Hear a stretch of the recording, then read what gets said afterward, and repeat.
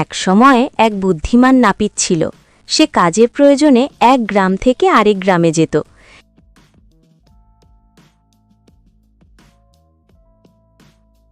একদিন সকালে সে তার ধারালো খুর, কাঁচি আর ছোট্ট আয়নাটা পকেটে নিয়ে বনের রাস্তা দিয়ে পাশের গ্রামে রওনা দিল। বনটা ছিল খুব ঘন, চারদিকে পাখির ডাক, পাতার মর্মর শব্দ। হঠাৎ ঝোপের ভেতর থেকে এক ভয়ঙ্কর গর্জন শোনা গেল।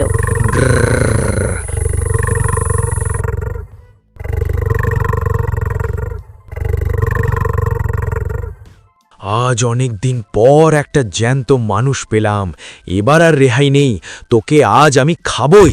হঠাৎ সামনে বিশাল এক বাঘ দেখে নাপিতের বুক কেঁপে উঠল। চোখের সামনে অন্ধকার নেমে এলো। মুহূর্তের জন্য সে মৃত্যুর কথা ভাবল, কিন্তু পরক্ষণেই নাপিত নিজের মনকে শক্ত করল। সে বুঝল ভয় পেলে নিশ্চিত মৃত্যু। এই, তুই একাই এসেছিস নাকি? আমি তো অনেকক্ষণ ধরেই বাঘ খুঁজে বেড়াচ্ছি। কি বলছিস? তুই বাঘ খুঁজছিস কেন? নাপিত তখন ধীরে ধীরে পকেট থেকে তার ছোট্ট আয়নাটা বের করল। চোখে মুখে কোনো ভয় নেই, বরং রাগী ভাব। আমি সাধারণ মানুষ নই, আমার কাছে আছে জাদুর বাক্স।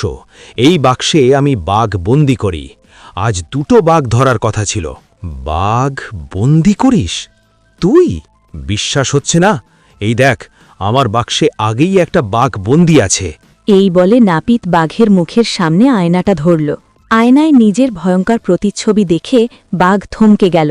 সে ভাবল, এটা বুঝি সত্যিই আরেকটা বাঘ, যাকে নাপিত বন্দি করে রেখেছে। এটা কি আমার মতোই একটা বাঘ ভেতরে বন্দি? এবার তোকে এই বাক্সে ঢোকাবো, স্থির হয়ে দাঁড়া। বাঘ বুঝল বিপদ মারাত্মক। সে ভাবল, এই লোকটা নিশ্চয়ই কোনো বড় তান্ত্রিক বা ভয়ঙ্কর বাঘ শিকারী।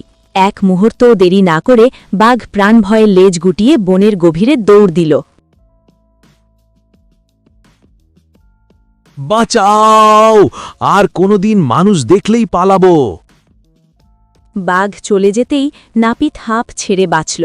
তারপর মনের সুখে হেসে নিজের পথ ধরল। বুদ্ধি থাকলে ভয়ঙ্কর বাঘও পালায়। শিক্ষণীয়, বড় বিপদ সামনে এলে ভয় না পেয়ে ঠান্ডা মাথায় বুদ্ধি খাটাতে পারলে সবচেয়ে শক্তিশালী শত্রুকেও হারানো যায়।